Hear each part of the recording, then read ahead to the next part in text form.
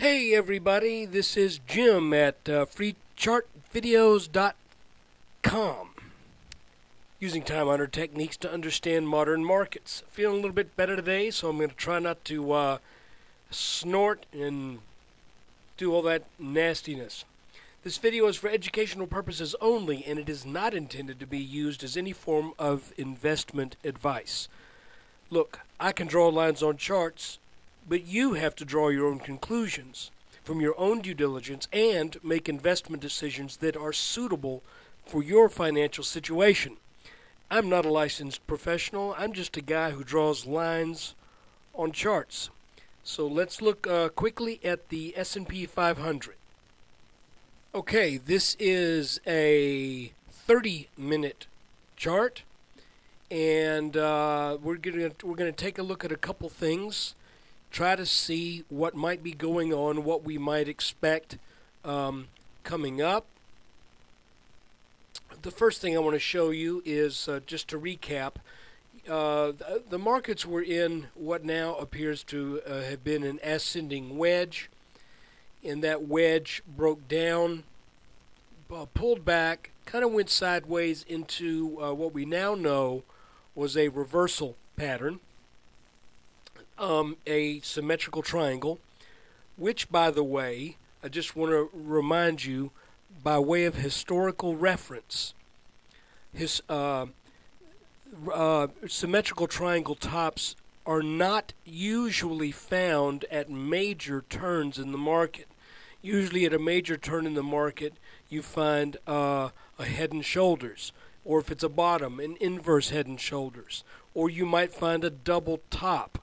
You know, it's spread out over months, not over a few days, or a double bottom.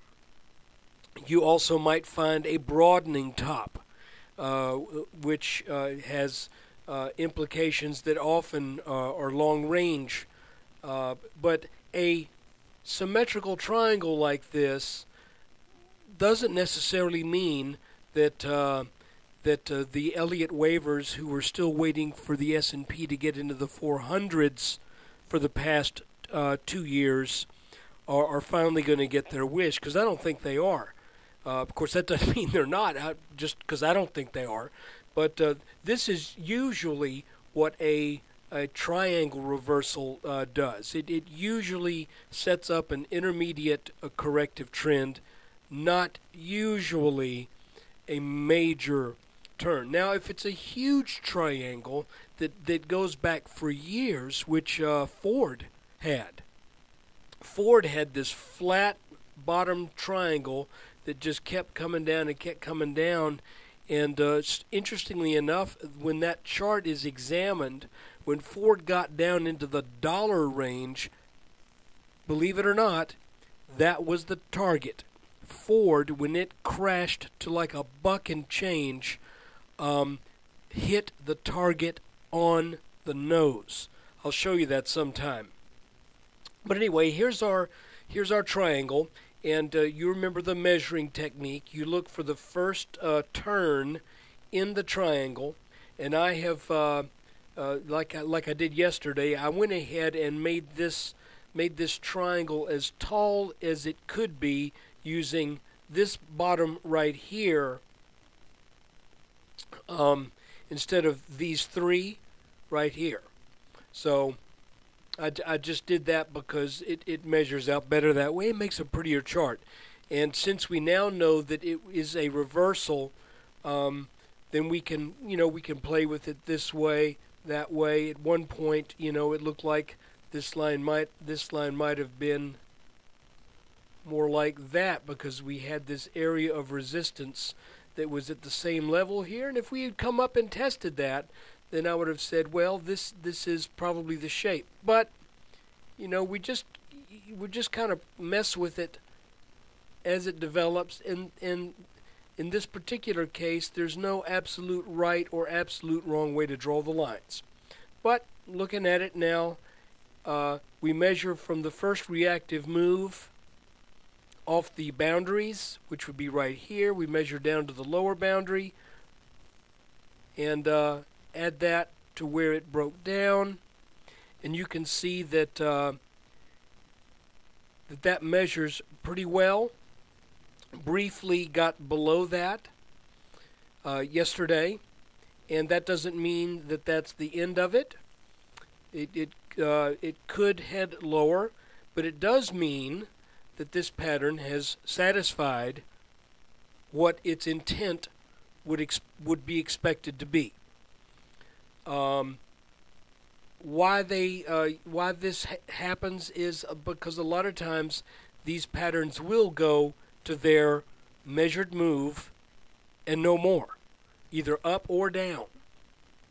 Now, I was thinking that this possibly could go up, and that we were going to end up in that we would have broken out from the top, and we would have ended up here at 1370 or 1372, I think was what I was looking at, had this gone up. But instead it went down, and if you'll remember, I said at one point I said either 1372 or 1272, but that was when this was being drawn a little bit differently. So forgive me. We instead we got down into the actually briefly touched the 1240s, I believe. So let's now zoom in and look at what happened today and see if we can get any information from like a 30-minute chart. No, it's not a 30-minute. We'll go to a 5-minute chart. Okay, looking at a 5-minute chart, you can see this was the bottom boundary of the triangle that broke down. It pulled back, went back down, pulled back again. Thought maybe it was going to try to get back into the pattern, but then all heck broke loose, and we ended up forming what appears to me to be a pattern that is kind of a descending wedge, but it's not real wedgy. So I'm not totally sold on this being a wedge. I'll tell you what, I'm going to redraw this line real quick because I'm going to want to be able to move this around, and I need to get to the end of it. Here's where, again, we're kind of faced with an interesting situation, because the bottom line has actually 3 touches on it. We got one back here off the chart, and then we have these 2. The top line has 1, 2, 3, 4. Then when we got to this line today, it's like the markets wanted to get over it. Then they wanted to sell back down to it. Wanted to get under it, wanted to get over it, wanted to sell back down to it, get over it, back under it for a little bit, and then got out over it again. And I just would kind of urge caution. I would say I am slightly optimistic from what happened today with this. The fact that we stayed over this line for a good portion of the day, I think bodes well that maybe we'll have another update tomorrow.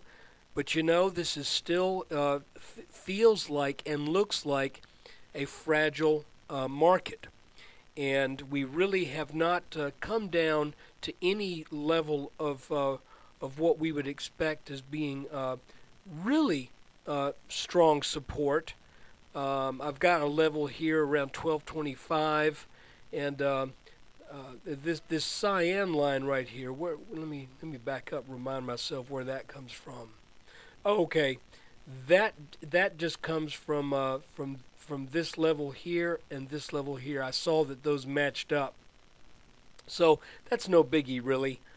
Matter of fact, I can get rid of that. That's not a tremendous help. So, here's what to look for.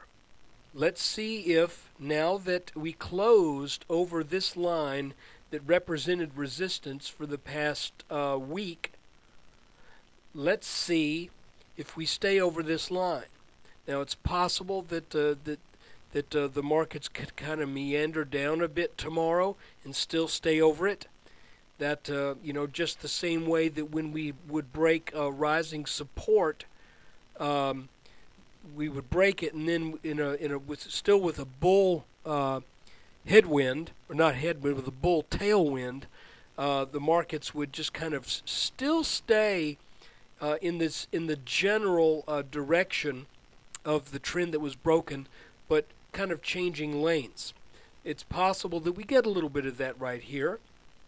It's also possible that we move up and we challenge this line, which I think is one that would be technically significant around 1288. And why do I say that? Well, because this was support here, and then it gapped lower, came back later in the day to test that, and then really sold off hard. And you know, who knows? It could be that we're setting up another little reversal here in the way of some type of inverted head and shoulders, but it's way too early to call that. All I would say is if we make a break for this line, and then it starts to sell back down, maybe to the 1270s, high 1260s, and then we come up for another touch on this in a couple days, then it's possible that this is going to end up being a little pattern that takes us back up to test this blue line, or maybe even a pattern that will take us up and propel us to even test the previous high. But that's preliminary. Right now, we're still dealing with getting over this downtrend, and I just share this today in this detail because if you're a bear, then you need to take note of the fact that this line was closed, that the market closed over this line, and if you see signs of strength, it may be a genuine sign of strength that maybe you should be aware of, realizing that this downtrend over the past 5 days, well, actually more than 5 days, because we were in the consolidation for a while. So you could actually say, I would say the downtrend has lasted 1, 2, 3, 4, 5, 6, 7, 8, 9 days. So, you know, that might be what the market's going to give you if you're a bear. And like I said, that's what you could have expected from this pattern. Now we just play it and see if something develops that tells us we're going to get up and retest these highs back here, or at least come back and do another back test in the low 1300s. I hope you gotten something out of this video, and I want to remind you that this is these S&P updates are free, as well as an occasional chart from another stock, and I can keep them free as long as you can support the site with your traffic and through your word of mouth. And additionally, I want to say that I'm going to be preparing another, I think I'm just going to call it a video offer.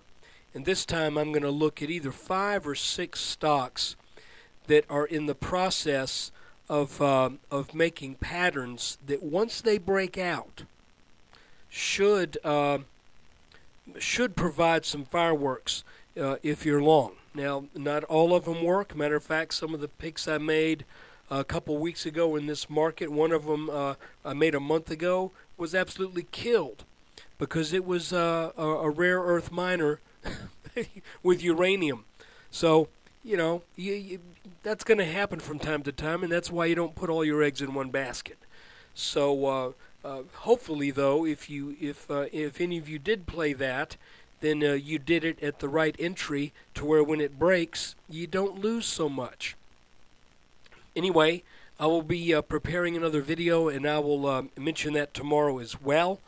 It's got some stocks in it that, like I said, once they break out and pull back, could be some serious gainers.